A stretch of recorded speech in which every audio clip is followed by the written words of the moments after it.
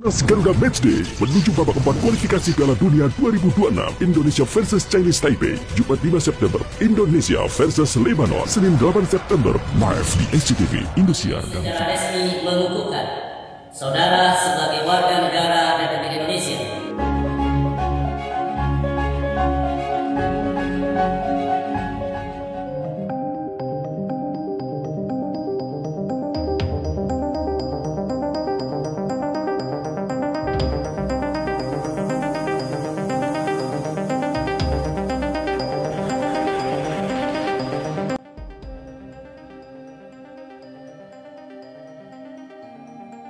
Amerika Auto dibuat melongo, kabar yang ditunggu-tunggu akhirnya datang.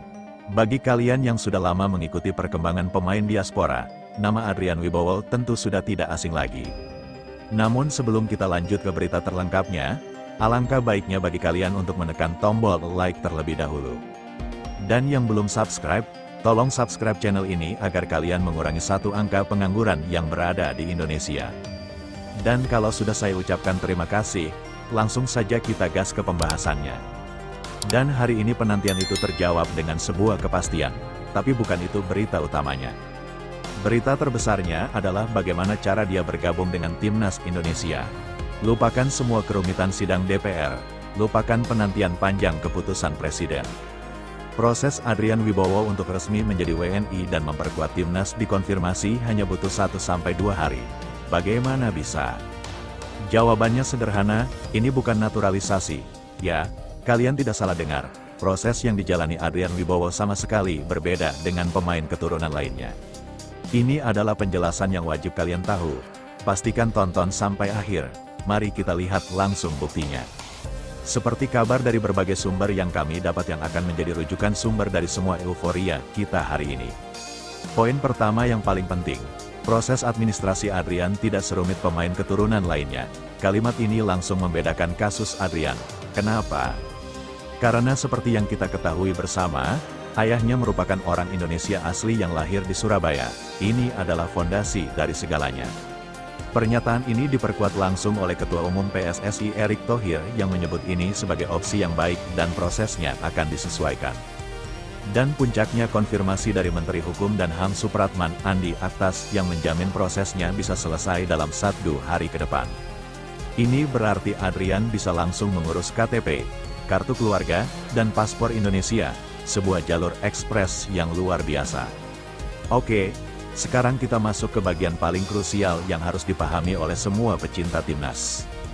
Saya ulangi sekali lagi, proses Adrian Wibowo bukan naturalisasi. Jadi, apa bedanya? Mari kita pecah menjadi 2 jalur yang berbeda. Di sisi kiri kita punya jalur naturalisasi istimewa. Ini adalah jalur yang ditempuh oleh para pahlawan kita seperti Jordi Ahmad, Sandi Wash, Sane Patinama, Ragnar Oratmanggon, dan lainnya. Jalur ini diperuntukkan bagi mereka yang punya garis keturunan Indonesia dari kakek atau nenek, tapi bukan dari orang tua langsung. Prosesnya panjang dan melibatkan banyak lembaga mulai dari PSSI, Kemenpora, BIN, Kemenkumham, lalu harus mendapat persetujuan dari DPR RI dan diakhiri dengan keputusan Presiden atau Kepres. Waktunya bisa berbulan-bulan bahkan mendekati 1 tahun. Analoginya ini seperti Anda melamar untuk mendapatkan status keanggotaan baru di sebuah negara. Sekarang lihat sisi kanan. Ini adalah jalur pemilihan kewarganegaraan atau kita sebut saja jalur Elkan Baget. Inilah jalur yang ditempuh Adrian Wibowo. Dasar hukumnya UU nomor 12 tahun 2006. Di sana jelas disebutkan bahwa anak yang lahir dari ayah atau ibu WNI meskipun lahir di luar negeri atau memiliki paspor negara lain memiliki hak untuk memilih menjadi warga negara Indonesia. Prosesnya jauh lebih sederhana. Ini bukan meminta tapi mengklaim hak yang sudah dimiliki. Prosesnya hanya bersifat administratif di Kemenkumham untuk menetapkan status WNI-nya, tidak perlu persetujuan DPR RI atau Kepres. Waktunya sangat cepat, bisa hitungan hari seperti yang dikonfirmasi Menkumham. Analoginya ini bukan melamar keanggotaan. Ini seperti Anda adalah anak dari pemilik klub. Anda sudah punya hak akses sejak lahir, Anda hanya perlu datang untuk mengambil kartu anggota resmi Anda. Jadi, kasus Adrian Wibowo yang disebut mirip seperti Elkan Baget adalah karena keduanya sama-sama memiliki orang tua yaitu Ibu Elkan ayah Adrian yang merupakan WNI. Mereka hanya menggunakan hak mereka sebagai anak seorang WNI, inilah keistimewaannya. Sekarang kita sudah paham prosesnya, mari kita segarkan kembali ingatan kita tentang potensi yang akan dibawa Adrian Wibowo ke timnas. Bagi yang sudah mengikuti, kita tahu dia adalah pemain didikan Akademi Los Angeles FC, salah satu klub terbaik di MLS. Bermain sebagai penyerang sayap, Adrian punya senjata utama pada kecepatan dan kemampuan dribbling 1 lawan 1. Dengan usianya yang masih sangat muda, dia adalah investasi jangka panjang untuk generasi di lini serang timnas.